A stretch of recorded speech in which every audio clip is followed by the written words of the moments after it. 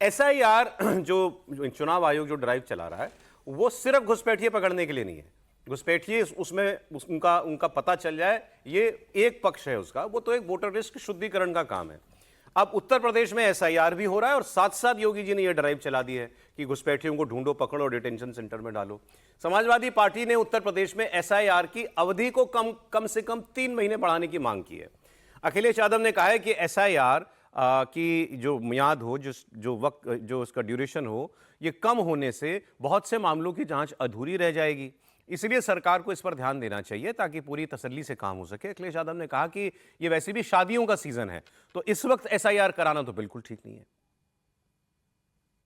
आदरणीय ममता बनर्जी जी और उत्तर प्रदेश में या विपक्षी दल और जगह भी या कांग्रेस पार्टी, इनका सबका मिलकर के यही प्रयास है कि वोटर लिस्ट अच्छी बने, इसलिए एसआईआर में समय मिलना चाहिए। और देखिए कितनी सूझबूझ वाली बीजेपी पार्टी है जो चुनाव आयोग से मिली हुई है कि जिस समय सबसे ज्यादा शादियां हैं, सबसे ज्यादा लोग व्यस्त हैं शादियों में, तब एसआईआर यूपी में चल रही है। और जब शादियां होती हैं तो लोगों को अपना काम भी होता है, शादियों में शामिल भी होना है। तो हमारी मांग यही रहेगी कि जब एसआईआर करा ही रहे हैं और हमारा कोई विरोध नहीं उसमें, लेकिन समय तो बढ़ना चाहिए। देखिए, अब अखिलेश यादव का इस पर जो काउंटर है, जो विरोध है, और ममता बनर्जी का, उसमें एक बुनियादी फर्क यह है कि बंगाल में तो अभी 5 महीने में इलेक्शन होना है, तो वो काम जल्द से जल्द वहां होना पूरा जरूरी है। उत्तर प्रदेश में चुनाव अभी कम से कम 1.25 साल जो है वो दूर है। तो अगर तो 1.25 साल वही हो गया, 1.5 साल। तो अगर अखिलेश यादव उत्तर प्रदेश में कह रहे भी आप 4-6 महीने और ले लो, तो यूपी में तो इस मांग को मानने में कोई बुराई नहीं है। मेरे ख्याल से कोई नहीं है, बल्कि अच्छा है कि अच्छे से हो जाएगा और फिर शायद अखिलेश जी की पार्टी पूरा सपोर्ट भी करेगी उसमें। एसआईआर में करना चाहिए क्योंकि 3-4 महीने और बढ़ा दे, मुझे तो कोई इसमें आपत्ति नहीं लग रही कि करना चाहिए। और इलेक्शन कमीशन की मंशा भी यही है कि अच्छे से हो जाए वेरिफिकेशन, तो इसमें कोई मुझे ऐसी परेशानी नहीं लग रही। लेकिन ये क्या स्टैंड ममता बनर्जी और कांग्रेस के स्टैंड से अलग है, क्योंकि उन्होंने खुलकर समर्थन किया। मैंने कहा हम इसके साथ हैं। मैं कह रहा हूँ इसका मतलब क्या वो स्टैंड अलग है दोनों का कि कांग्रेस इसमें साथ नहीं दिख रही, ममता जी भी एक अलग बहाने के साथ या एक एक्सक्यूज के साथ वहाँ पर चल रही है। तो मेरे ख्याल से अब जहाँ पर हो रहा है, जहाँ जितना समय में हो सकता है वो है। लेकिन उत्तर प्रदेश जैसे राज्य में जहाँ पर समय है, तो वहाँ पर यदि 3 महीने समय और दे दिया जाए तो मुझे नहीं लगता कि कोई ऐसी परेशानी होगी। और जो प्रेशर की बात हम कल कर रहे थे कि भाई बीएलओ पे काफ़ी प्रेशर हो रहा है, वो प्रेशर भी कम हो जाएगा। और दूसरा, चुनाव आयोग ये काम पॉलिटिकल पार्टीज के सपोर्ट से ही कर सकता है। उसके बिना वो बीएलएस तो उसमें शामिल ही होते हैं ना, तो उसके सपोर्ट से होगा तो बेहतर तरीके से काम हो जाएगा। और जो सरकारें, मुझे समझ नहीं आता, ये चुनाव आयोग भारतीय जनता पार्टी के मुख्यमंत्री की बात नहीं मानता है।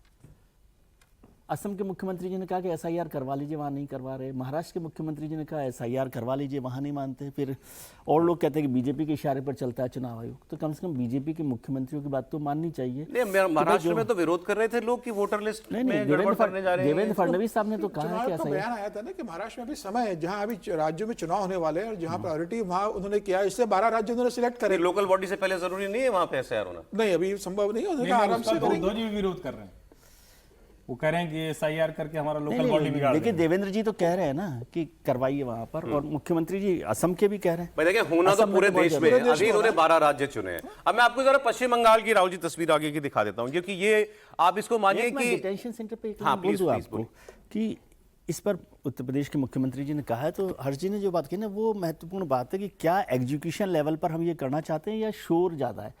इसके लिए 2019 में होम मिनिस्ट्री ने ऑर्डर्स इशू किए 2019 में, खासतौर से इस बात को लेकर इलीगल जो इमिग्रेंट्स हैं उनको लेकर कि कैसे किया जाए। और उसका जो पर्पस था, जो आपने नोट किया, कि वो जेल इनमेट्स के साथ नहीं रखा जाए, इसलिए डिटेंशन सेंटर्स बनाए जाएं। और उन्होंने कहा 2019 में, आज 2025 चल रहा है, 6 साल पहले, कि हर राज्य में से कम एक डिटेंशन सेंटर बना दिया जाए, ताकि कहीं पर कम भी हैं तो वो सब लोगों को वहाँ ला के फिर उनका डिटेक्ट करने पर और जो रिपोर्ट करने का काम है वो किया जाए। तो असम में भारत सरकार के आंकड़ों के अनुसार 6 डिटेंशन सेंटर चल रहे हैं, कर्नाटक में 1 चल रहा है, पश्चिम बंगाल में भी 2-1 चल रहे हैं। तो लेकिन उन पर क्या काम हो रहा है, उसको कैसे एग्जीक्यूट किया जा रहा है, वो अब ध्यान एग्जीक्यूशन पर होना चाहिए। और ये अब ऐसा लग रहा है कि सरकार का फोकस एरिया आ गया है इस पर, क्योंकि प्रधानमंत्री ने खुद इसको लाल किले से इस बात को कहा कि हम घुसपैठियों पर अब काम करेंगे।